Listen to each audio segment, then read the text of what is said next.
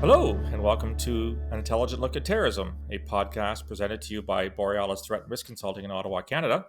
I'm your host, Phil Gurski, president of Borealis. If you've been following the news at all over the last couple of months, maybe the last year or so, you know there's this never-ending debate on terminology when it comes to terrorism. What is terrorism? How do we define it? What do we focus on?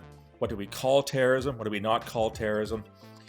A colleague of mine at the International Center for Counter-Terrorism in The Hague, Alex Schmidt, once wrote a paper in which he found, I forget, between 100 and 200 definitions of terrorism around the world. That's governments, scholarly institutions, intelligence services like the one that I used to work for here in Canada. So it seems we're constantly talking about what is terrorism and what is not. So I thought I would devote a podcast to bringing someone on who has also thought about this issue of whether or not we're calling far too many things terrorism. I've written recently that when everything is terrorism, nothing is terrorism. And so I brought in to the podcast today from the United Kingdom, Liam Duffy, who is a terrorism analyst. He also used to work for the Prevent program in Britain. And Liam, thanks very much for joining me on the podcast. Thanks for having me on. Well, let's start with some really simple questions for you. Why do you think there is this constant agonizing, I'll say in the West writ large, about what to call terrorism and what not to call terrorism? Why are we seeing so much debate and hand-wringing and end-of-world prognoses on whether or not something is a terrorist or not? Well, I mean, that as with all of this, it comes back to a definitional problem. So as we know, there's, as you alluded to, there's hardly an agreed upon definition on any of the terms related to this area, like extremism, radicalisation, terrorism. These are all incredibly contested terms.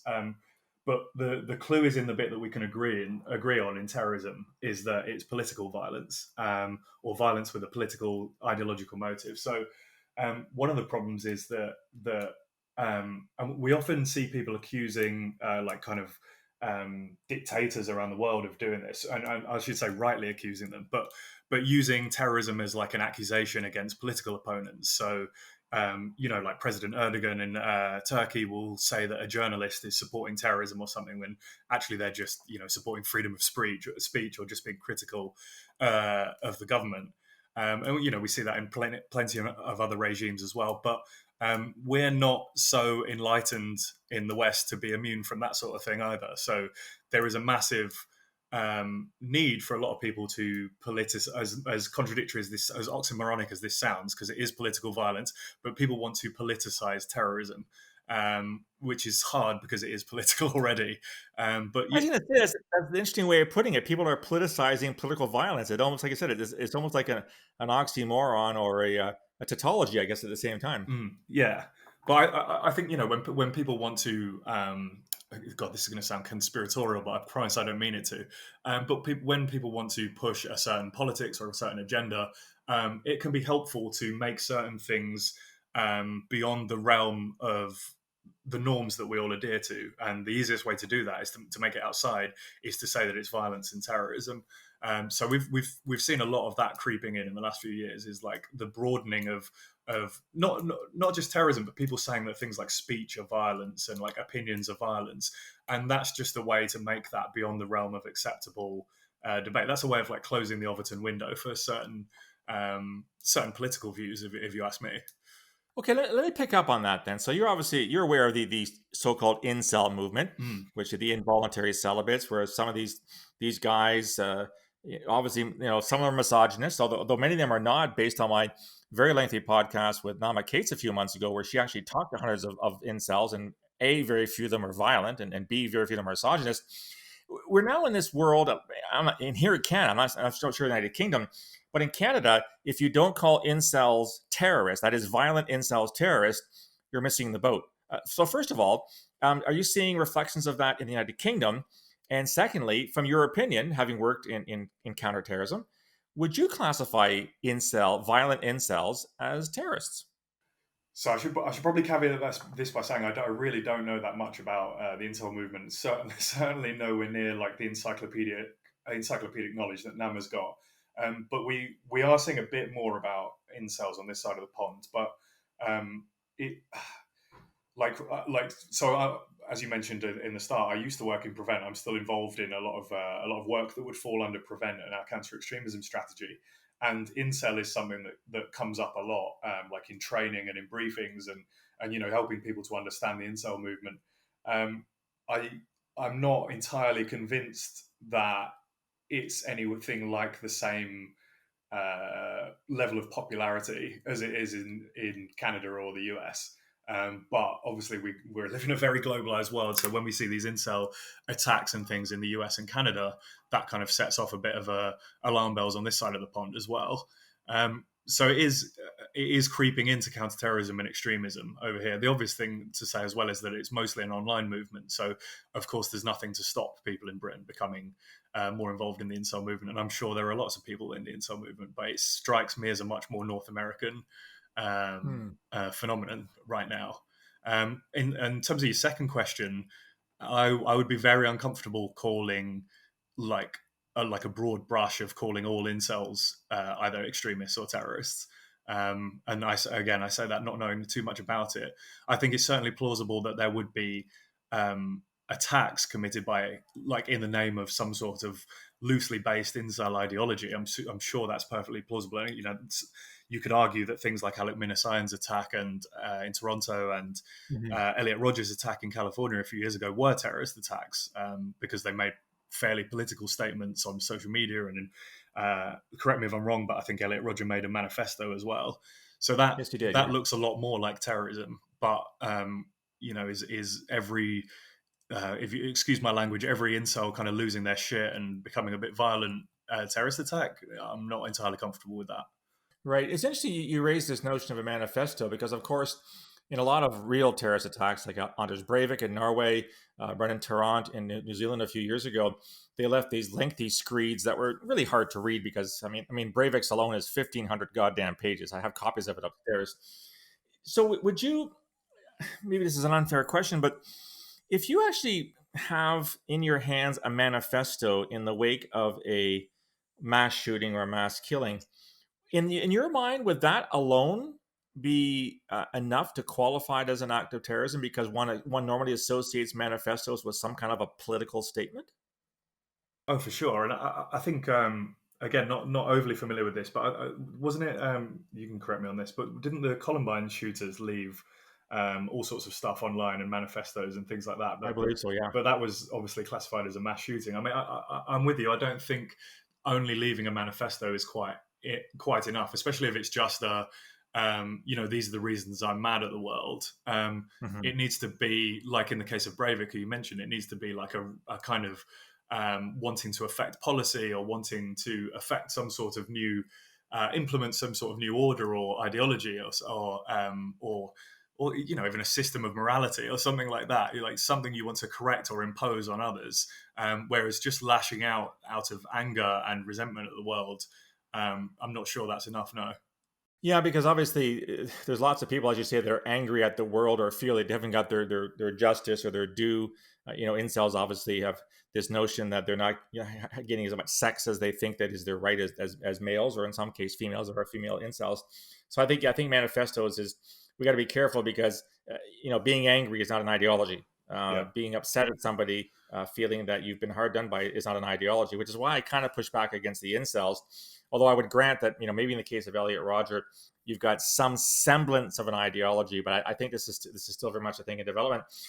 So Liam, moving on a little bit, I've read a lot of the stuff that you've written on a variety of websites. It's very interesting stuff. You weigh in an awful lot on things like deradicalisation and recidivism, and whether or not we can actually reform and rehabilitate, put terrorists back into general society. Mm. Having worked on this as much as you have, where are your thoughts on this right now? Is this a good thing to do? Is it a useless thing to do, or is it somewhere in the middle? On DRAD particularly, I don't think we've got a choice. I think it's something we have to pursue, but that's purely because we simply can't, lock people up and throw away the key in every single terrorism offense. So, like, nobody wants to see a teenager who just downloaded like Dabiq, Islamic State's English language magazine. No one wants to see a kid go away for like 40 or 50. Oh, actually, I'm sure there are some people who want to see that, but most people don't want to see a kid go away for 40 or 50 years for that kind of thing, or just like lower level offences. We simply can't just lock people up and forget about them. Even a lot of dictatorships don't do that. So I think with those kind of lesser offences where people are going away for 4, 6, 8 years, we've got no choice. We've got to try everything we can to like pull them out of that way of thinking.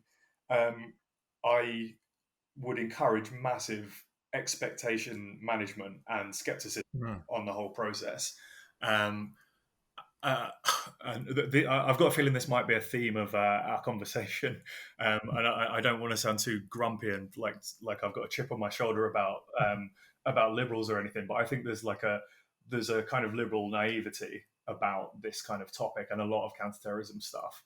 And part of it is, if I could just give you a quick anecdote that really stuck with me. So Sheriff Kouachi, who was one of the Charlie Hebdo attackers back in January 2015, so he was arrested on terrorism offences back in like 2005, so a good decade before he actually attacked. And had this like really well-meaning social worker who was like looking after him during his short stint in prison. And and it appeared in a documentary at the time, and there was a really kind of shocking statement to me where the social worker, and this is not a slight on this individual who was obviously well-meaning and a really nice guy, but he said that Sheriff Kouachi, didn't really understand what he was getting into and was just, he'd been tricked, he'd been lured and stuff like that. And then 10 years later, he conducts one of the most symbolic terrorist attacks in like modern Western history, and kills, 11 or 12 people, I think, including the police officer on the way in. So just what that social worker had to say is kind of symptomatic of a lot of thinking on this subject, where people who are adherents of extremist ideologies are simply kind of like naive or brainwashed or lured or groomed, and it's just not the case. Like I'm sure it's the case in some respects, but when we're talking about 6,000 to 7,000 people from Western Europe joining Islamic State, God knows how many more tried to join but couldn't, and God knows how many more sent money and how many more people were supporters without doing anything about it. That's not several thousand people who are like lured or tricked. That's a fairly prominent grassroots political movement which has an entirely distinct vision of the universe and morality. And I know that sounds over the top, but that is what we're talking about here. It's an entirely competing system or way of looking at the world and understanding our place in the universe. And to put that down to, people were lured by propaganda online or were tricked or brainwashed is really naive. And I think the follow-on from that is that our DRAD efforts are centered a little bit around that kind of naivety. Like we can sit someone down with a counselor and just like kind of show them the error of their ways, and they'll come back to kind of being an upstanding liberal democratic citizen. And I think that really, we need to manage expectations, but we can do with totally recentering the way we think about this whole topic.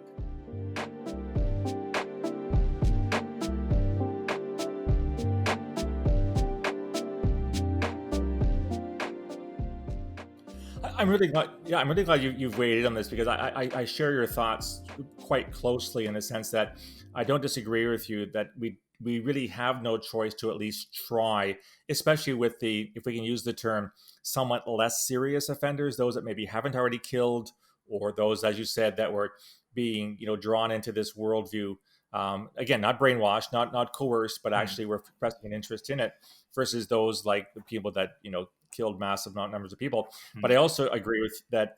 One of the problems with de-radicalization is A, we're not sure what it means. B, we have no idea how to measure it, in the sense that we're trying to measure someone's psychological commitment, or in this case, decommitment to a cause. And unless, you guys in Prevent develop some kind of a brain scan that can, extract the 32 neurons that led someone to, want to go join ISIS in Syria, then I don't think any of us really have those answers.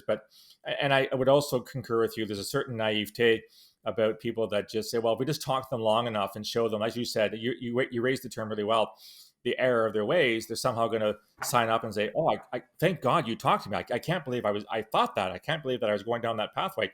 Thank you for reaching out and rescuing me from this abyss. So I think that there's a lot more work to be done in terms of what it is we're actually trying to achieve.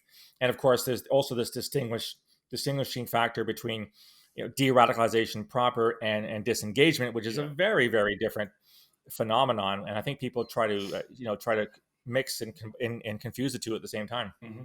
Yeah, totally. And I'm glad you raised the difference between disengagement and derad, because like you could argue, and I've made this in a recent piece that I wrote, but a lot of the returning foreign fighters in the early generations disengaged from violence domestically, but they certainly didn't de-radicalize.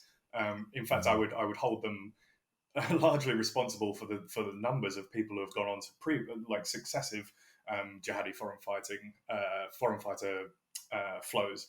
The other point I just wanted to tag onto your thing about the error of the ways is like there's also, and it comes back to that naivety as well, like this idea that we can like just offer people opportunities and skills as a solution, like if we sort people's housing situation out, or if we help get them vocational training and get them into a new job, or even like on the more, even like on the softer end of that, we're talking about people doing like creative writing courses and stuff like that. But the idea is like that if somebody really believes that they're going to find salvation in the next life by killing themselves and a bunch of other people, and like I said, it has an entirely different conception of morality in the universe, then it's why on earth would a bit of like vocational training for an electrician apprenticeship actually pull them out of that? The idea that this is just like an overnight process is sorely mistaken, I think. Exactly, but and I know I've known people who will vouch and who go to the nth degree to say that de-radicalization can work, and I do admire the fact that at least they're trying. But maybe I'm too much of a hard ass as an old security service guy, where my philosophy is very simple. Yeah, sure, go ahead and try, but you can't give me as a security intelligence counterterrorism guy any kind of guarantee that what you've done succeeds, which means that I can't say, okay, Liam Duffy has been through the program, he's got a certificate, he was a shining student, therefore Liam Duffy will never pose any kind of threat to UK society ever again. The only surety that this will never happen is if you never go down that pathway in the first place. So I do think there's an awful lot more to be said about de-radicalization, but what frightens me is the degree and the frequency with which I'm seeing it raised more and more these days as a viable option on what to do with prisoners. And as I think you pointed out really well, and I'll repeat this, it's not, we can't not do it, but I think that we've got to be very honest and open with ourselves in terms of what the prognoses are for success. So yeah, let's sort of keep doing it, but let's not be naive to think it's the end all and the be all on what to do with terrorist prisoners.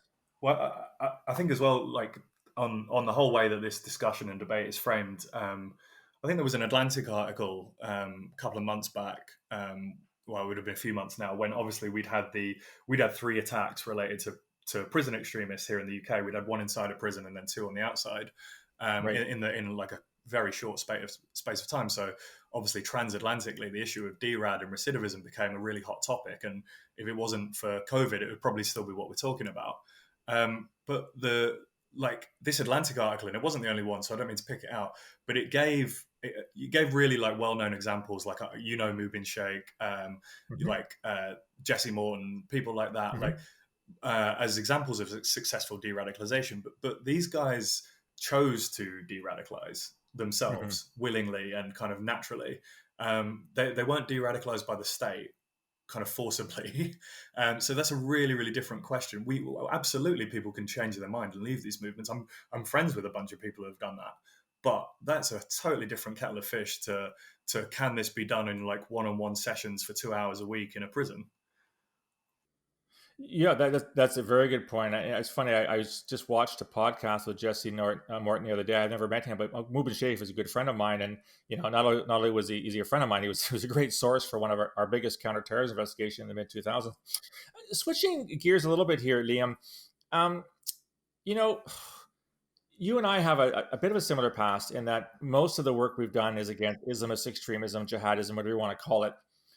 And yet, if you listen to the news these days, you go on websites, blogs, podcasts, and everything, a lot of people are saying that Islamist extremism is passe, and that what we need to worry about in 2020 is not jihadis going off to join ISIS and Al Qaeda and Al Shabaab and Boko Haram, or blowing up shit in downtown London or Toronto, whatever. What we need to really worry about is the far right, and it's a very bland, very overused term, which encompasses a lot of different things. Are you of the opinion that that our security services, our societies, our civil society organizations, are we in a position now where we really can undertake a massive shift of resources and attention away from Islamist extremism and put them on the far right? Absolutely not. No, not even close.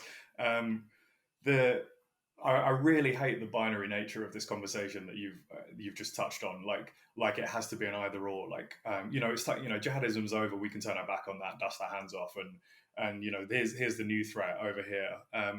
I totally reject that way of thinking. Like let's let our security services respond to the level of threat as we see it.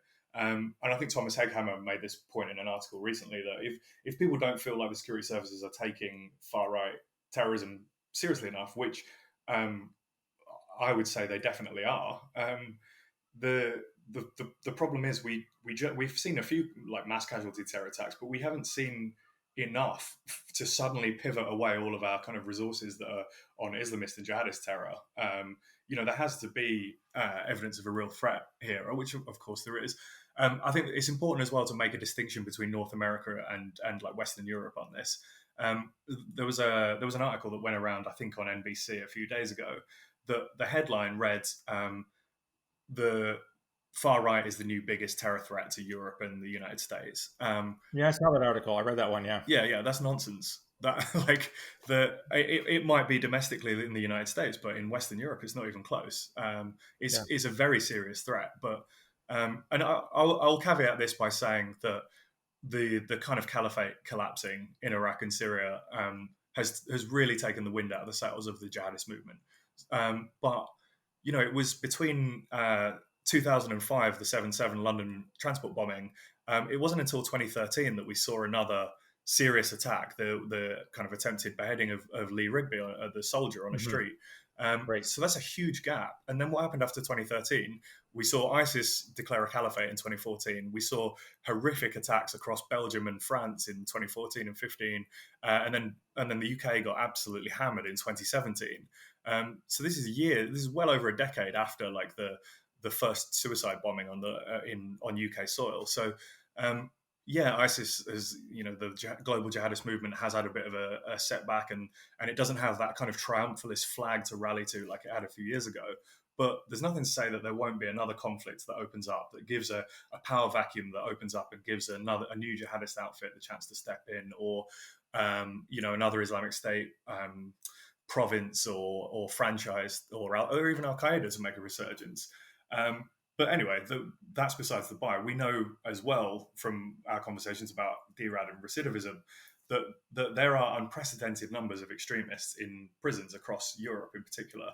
And they're coming out in the next few months and years.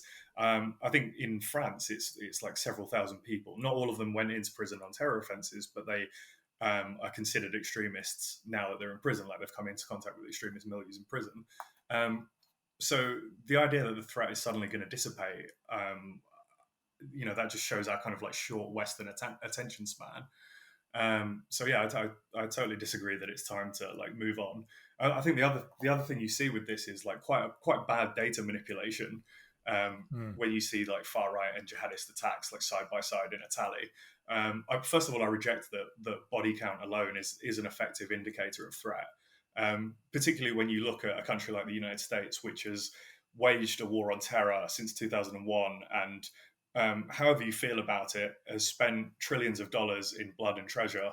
Like I say, however you feel about it, you could argue that it's actually been really successful at protecting the homeland. Yeah, it may have caused chaos in other parts of the world, but with that fundamental goal of protecting the homeland from attack by Al Qaeda, it's been successful. So these kind of statistics that you see often leave out 9/11 for starters, which is just like you couldn't make it more blatant what you're trying to do. But then the second problem is, if you're only using body count, you're not taking into account all of, like, the point of counter-terrorism is to stop terrorism, right? So it's impossible to measure. Yeah, I'm really glad you raised that last point. It's one I've been making for years now here in Canada, is that, if my former employer, the Canadian Security Intelligence Service, was getting it wrong for as long as people say we have by focusing on Islamist extremists, one would have assumed there'd be massive, attacks and dead bodies in the streets of Canada. And yet, with the exception of one attack in 2017 and possibly Manassian, and I'm on the fence on that one, we've had zero. We've had no, you would think that if our resources were all focused on the wrong target, i.e. jihadis, that the other guys that we weren't watching, we weren't following, we weren't investigating, we weren't recruiting human sources, we weren't putting surveillance on them, would have had a field day. And you're absolutely right. They haven't had a field day. So therefore, the threat isn't as huge as people say it is. And secondly, your other point, if I tally up all the attacks we've foiled since 9/11, compared with the number of right-wing attacks we've foiled, it's you can't make a comparison, because there are lots on the left-hand side of the ledger, i.e. jihadis, and zero on the right-hand side of the ledger. So the number of foiled attacks that were planned by Islamist extremists in Canada is infinitely greater than the number of foiled attacks carried out by the right wing. So is this, I mean, let's ask the question exactly what it should be. Is this movement to try to bring more attention to the far right and to take it away from Islamist extremism? And you're absolutely right. ISIS is not what it used to be, although they're very strong in parts obviously of Iraq. In Africa, they're taking over many parts of Africa, not in a caliphate type of sense, but in terms of acting with impunity. We just saw it may be ongoing, an attack in Afghanistan right now by the Islamic State in Khorasan, which is just taking over a prison. This attempt to try to shift the dialogue, is there an underlying intent or an underlying agenda here by people who are trying to shift the conversation away from Islamist extremism, or am I delving into too much into conspiracy theory here? Let's so we don't get cancelled. Let's first of all say there definitely is a right-wing extremism threat. There absolutely is there's a right-wing extremism threat, and there's a right-wing terror threat. But this, funnily enough, I think this goes back to the very first thing that we spoke about, is this like conflation of terrorism with other things. And I'm increasingly concerned. But again, I really don't want to speak too confidently about the picture in Canada and the US, because I'm just not as familiar with it domestically. But certainly in the UK, like, I'm concerned that there's a massive conflation of extremism and terrorism. So it's not unusual to go to like a briefing on prevent or some other aspect of counterterrorism or and see like Islamic State on one slide of a presentation, and then in the very next slide the EDL.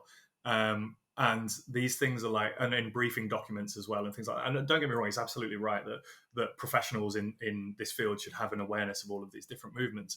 But there is an idea that we have to pay like equal amount of attention. Like I've had colleagues, this is not an exaggeration, I've had colleagues who have had in their audience people count the number of slides and the amount of time that they've spent on jihadist terrorism compared to far right. But the idea, actually counting the time and the slides, really? Yeah, 100%. As this happens to several people. But the idea, we've already discussed that the threat level is not the same, but the idea that there's some sort of moral equivalence between like what's essentially a street protest movement in the English Defence League, one that I'm not even certain really exists anymore, although there's others like the Democratic Football Lads Alliance and Britain First certainly do exist.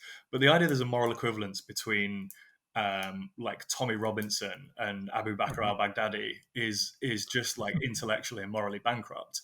Like Islamic State hung human beings from meat hooks and enslaved well over 3,000 women. It's the anniversary of the genocide against the Yazidis that we're talking about today. So just leaving the threat aside, the idea that these should be treated as one and the same. Like the EDL does ridiculous and stupid stuff, and these other movements like really insulting, awful things, like they go and put bacon on mosques, and they cause street disturbances and things like that. But this is not a mass casualty terror attack movement. So I don't think treating them as like you often hear people say like they're two sides of the same coin, and I really don't like that tone of phrase at all, and I don't think it's accurate either. Sorry, I didn't answer your actual question. So sorry. Which was about the agenda part, right? Yeah, I mean, I think a lot of what you say is absolutely correct. And, it's funny, people are, you said earlier that there are people who engage in body counts and say, well, look, there's this part of the ideological spectrum killed this number of people and that part killed this number of people. So it's like comparing apples and apples, when, as you say, it really is apples and oranges. And I think people, you also raised the point about sort of our collective, I don't know, amnesia. People have already forgotten absolutely how heinous Islamic State was.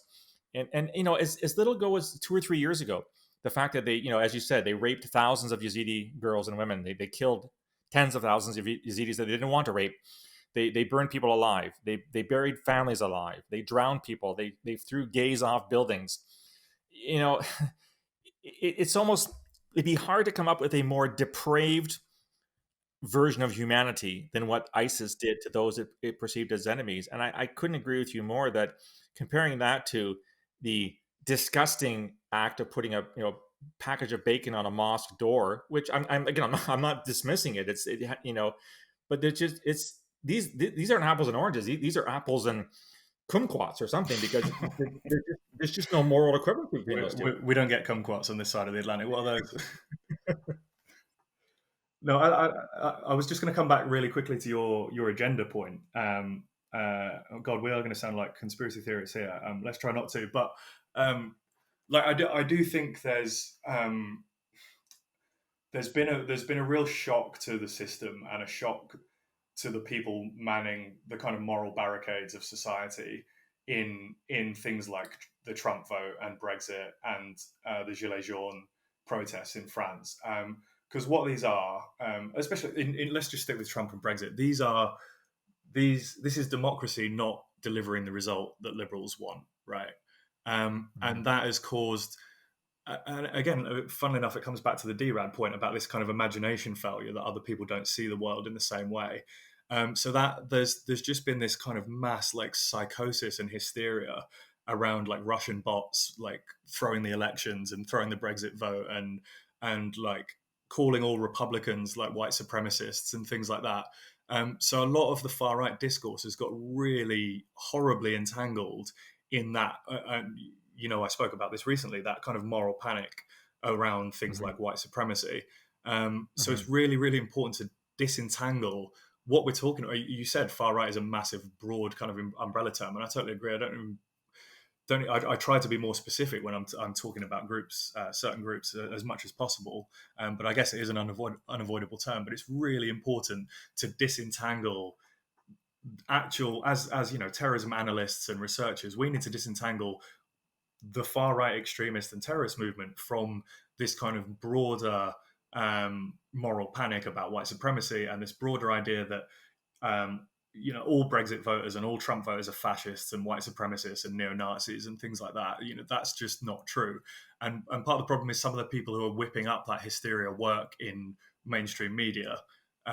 So it's really tough. Like we're as kind of lowly researchers and analysts, we are going to get drowned out by like the New York Times and the Washington Post. But we still have to. I don't think we should go along with it. I think we should inject some like reason and rationality into the discussion and the debate. For certain. And I can't remember last time I read an op-ed piece here on this side of the Atlantic. So I read the New York Times, the Globe and Mail, things like that, where I actually read an article that talked about Islamist extremism as a strategic threat. Everything is, neo-Nazi, white supremacist, blah, blah, blah. It's almost like this has dropped off the agenda completely. And, you talk about us being, terrorism analysts and terrorism specialists. And I go back to my dictum right from the day one is that if you don't have any data, real data that you've carefully looked at to support what you're saying, you probably should, be careful about saying it. A lot of things are said based on either very little data or no data at all. And this is why, I use the term agenda. And I know that term is a very powerful one and it evokes certain concepts, but I do see this movement trying to dismiss the threat. And even in your country, there have been a lot of people who get very upset about even use the term Islamist extremism, that it should be dropped from the agenda, that we shouldn't call it that. Yeah. And so which leads me to the other question I wanted to ask you, Liam. You work in Prevent. So for my listeners who aren't familiar, Prevent was a program that I believe dates to after the 7/7 bombings in the United Kingdom in 2005. And it was a realization by Her Majesty's government that you had to do more on the early ends of the radicalization to violence process, and that waiting for the bombs to go off or waiting to just before the bombs go off was not the greatest defense. I mean, the contest strategy that you had the 4 pillars, of which Prevent was sort of the first one. Can you reflect back on your time in Prevent? I know it's been criticized by a lot of people on both sides.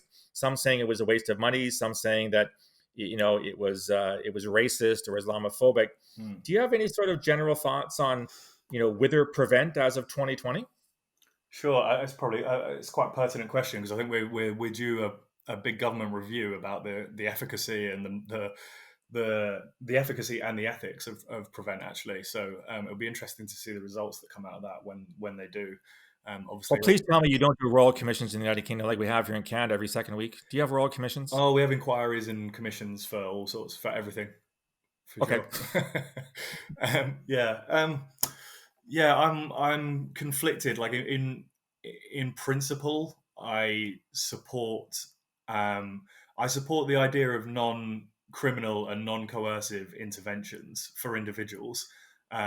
So, like, for example, if we're talking about a school child, a teacher who, a teacher needs to know. Let's rewind actually back to 2014, 15, because that's the period when I was mostly working in it, and it was really hotting up with foreign fighter flows. Like, obviously, right. At the end of 2014, we saw Shamima Begum and her two school friends from Bethnal right. Green travel. So it was really high on the agenda, was that kind of thing. And basically, whenever I got challenged on Prevent, if I was out engaging with a different audience, like in government or education or something like that, people might say, well, I disagree with Prevent, etc., etc. And I would always say, let's say it's a school teacher. I would always turn around and say, look, all I'm asking for you, I don't care if you agree with the policy or not. I don't care if you agree with the ins and outs of this government or what they've done and blah, blah, blah. If you found out that one of your students, potentially even one of your younger students, was about to be taken to a war zone by their parents, perhaps, what would you do? And they would say, well, I don't know if you use this term in Canada, but they would say, well, I'd tell our safeguarding lead in the school. So that's the person who's obviously responsible for, when there's a safeguarding concern around drugs or violence and things like that. Right. And I would say, bingo, that's all I want you to do. Because then what the school can do is just be aware that support is available for that kind of concern. They don't have to kind of deal with that alone if that kind of situation arose. And I would always say, look, you'll probably go through your entire teaching career and never come across something like this, but just know that if you needed it, there is help out there to deal with that sort of concern. And that always usually disarmed people. But that's the part I agree with. I think that is necessary, in fact, to have that in the locker, to be able to deal with radicalisation. I'm a little less convinced by a lot of the kind of project work, like the kind of stuff that falls under like CVE, the Countering Violent Extremism stuff. Like I was involved in a lot of community projects and managed a few, and I've seen some of the stuff that gets funded under the auspices of countering extremism or preventing radicalisation, and I'm just not convinced by a lot of it. To be really, this is if anyone I work with is listening to this, they're probably going to hate me and not talk to me after this. But I'm just not convinced. But I'm not convinced a lot of it fits the bill of what it says it's going to. I think, and to mention what you said before about not even wanting to say the word Islamism, like the complete timidity in even approaching Islamist ideology means that, of course, there's no understanding of it around there. So how on earth are we going to counter the ideology if we don't even understand it and we can't even name it? So a lot of these projects are done under the auspices of preventing Islamist ideology or delegitimizing Islamist ideology. But most people don't understand Islamist ideology. So how can they possibly run a project that works towards it? And there's a lot of conflation here. Like, you hear the word hate said a lot in counter-extremism and counter-terrorism. Like we're working on a project to prevent hate or stop hate, and I'm kind of uncomfortable with that word getting used in this whole field, because I think it massively oversimplifies the problem. And we talk about things like tolerance, like we're like I've been to entire conferences where, for instance, most of the topic discussed throughout a full day or a half day conference has been on things like building tolerance, like doing exchange trips with other like religious minorities, and teaching about LGBT rights and awareness and things like that. All very laudable stuff, but none of it is getting to the heart of let's just talk about Islamism. None of that's getting to the heart of Islamist ideology. No one joined ISIS because they saw too many pride flags flying around. Yeah. Like, that's not why they do it. Like, it does not get to the heart of the narrative and the political claims of the Islamist and jihadist movement. So one thing, sorry, I'm ranting on here, but one thing that prevents critics and CVE's critics say is that government is trying to create like a home office or a government approved version of Islam, Right. And when we've got like projects done under the guise of counterterrorism, going in and like trying to increase LGBT tolerance and things like that, and trying to sell like a very like liberalized brand of Islam, like they've got a point. That is what that is trying to do.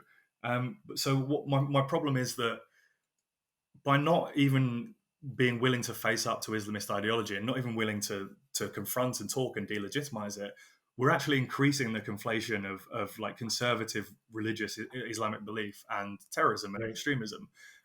Right. There's absolutely nothing to say that somebody who's a conservative Muslim or let's say conservative Islamic belief, I don't think that is in any way contradictory or with democracy, with liberal democracy. I think that's perfectly possible. Islamism as an ideology is not compatible with democracy. That is a political system for ordering the world that is undemocratic and is a direct challenge to democracy. Well, they reject democracy at its fundamental values, right? They're saying Exactly. that democracy is incompatible with their particular view of the world, and their goal is not just to not be democratic; it's to undermine and destroy democracy and impose on others their way of looking at the world. Exactly, yeah, and by not willing to do that, and I always think of Four Lions, like probably the greatest movie about terrorism ever made. It is a great movie. It is. So like the final gag, we've watched an hour and a half of these like hapless mujahideen going around and just putting their foot in it at every opportunity. But the final gag is at the authorities' expense, because they kind of they sweep up the main character Omar, the terrorist's brother, who's just kind of this like austere and conservative practicing Muslim, who's very quiet and considered and totally rejects violence. And I just thought I thought of that joke when this fuss about Islamism came up the other day.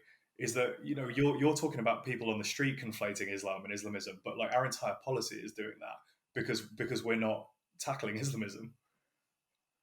So picking up on that a little bit, Liam, has Prevent suffered like so many government programs, not just in your country but here in Canada, where there's money that's made available, and whenever the government says there's free money available, which means taxpayer money, everyone puts their hand up and says, "Pick me, pick me." Is Prevent also, has it been affected by this notion that it's become much more than it was supposed to be at the onset? So you're getting a lot of these sort of sub programs that are getting Prevent funding that have nothing to do with actually what Prevent was created for in the first place. Yeah, 100%. Yeah. For a few years, like it was the kind of main stream of funding available in some local authorities, and it actually caused friction in between communities in certain regions as well. So people would say, this looks to me like, like for example, a Sikh or a Hindu community would say, this looks to me like a lot of funding is getting pumped into the Muslim community for like community-based projects and things like that, whereas we can't even get a basic, sports program up and running in our community and things like that. So yeah, certainly, and I mean that gets to the heart of some of my concern is that if it is to continue, it does need to tighten up a bit, I think, and the conflation with things like tolerance and hate needs to be dialed back a little bit, and it needs to be sent. To be honest, at this point, I'd like to see what would happen if we dialed it right back to the interventions, like on an individual basis, and then maybe try to like slowly rebuild the community-based work. That's interesting. I don't know if I'm fully committed to that position yet, but that's just something that's been rolling around in my head for a little while. Just because it has got big, and I don't know if you know, but we've got a counter-extremism strategy here as well that kind of sits alongside our counter-terrorism strategy, of which Prevent is a part. So obviously that's made a lot of funding available as well, and you've got the thing is, it's a good thing and it's a bad thing. You've got organisations that have no track record on extremism and counter-terrorism bidding for projects, which is a good thing because we want big, credible charities and organisations doing good work. But the downside of it is, why would they know how to tackle this subject? You've made some great points, and just to go back to one of them, this notion that people are conflating hate with terrorism. And as I like to say it, I mean, all terrorism is a form of hate, but not all hate is a form of terrorism. And I think by calling things that are truly hateful in nature, calling it terrorism, goes back to what I said at the beginning. When everything is terrorism, then nothing becomes terrorism.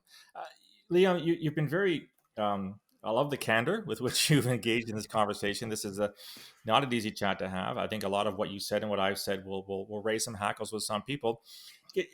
Before I let you go, can you sort of tell us a bit about what you're working on? You're very prolific, by the way. I'm not sure if this is solely because COVID has made you a hermit in where you live in the United Kingdom, but what are you working on these days in terms of the projects that are sort of revolving on this whole terrorism theme? Well, before the plague hit, I was working on something in East Africa, so doing like a civil society training program to obviously Al-Shabaab operates across Kenya and Somalia and a lot of the region in East Africa. So we're doing a program to help civil society actors understand CVE and how they can try and prevent radicalisation. So that was an amazing project to be a part of until COVID shut the entire world down. And like you said, I'll be honest, I have been a bit of a hermit during lockdown because that's what it's like when you're in a big city like London during lockdown. So the plus side of that is it has given me a chance to flex the writing skills. But longer term, I have got a couple of things in the pipeline that I will have to save for when they come out, I'm afraid. No worries. I think a lot of us are taking advantage of this new reality of COVID. I'm rapidly trying to finish up my latest book and taking advantage of the fact that I've got lots of downtime as well.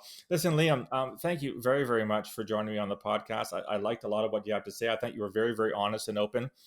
These are not easy topics to talk about. They get people's emotions up. You get people's dander up a lot when you try to talk about Islamist extremism. The very term itself, as we've talked about, is very controversial. So I appreciate you coming out of your little cubbyhole in London to join me on the podcast. It's been a pleasure. Thank you. That was my conversation with Liam Duffy. I'm curious what you think. Do you agree with what he said? Do you agree with his positions on a variety of issues? Let me know. You can reach me on email, borealisrisk@gmail.com, or on Twitter @BorealisSaves. You can also find me on LinkedIn and on Facebook. If you want to subscribe to all the content, podcasts, blogs, etc., please go to my website, borealisthreatandrisk.com, hit the subscribe button, provide your email address. You'll get a free daily digest to your email inbox every morning.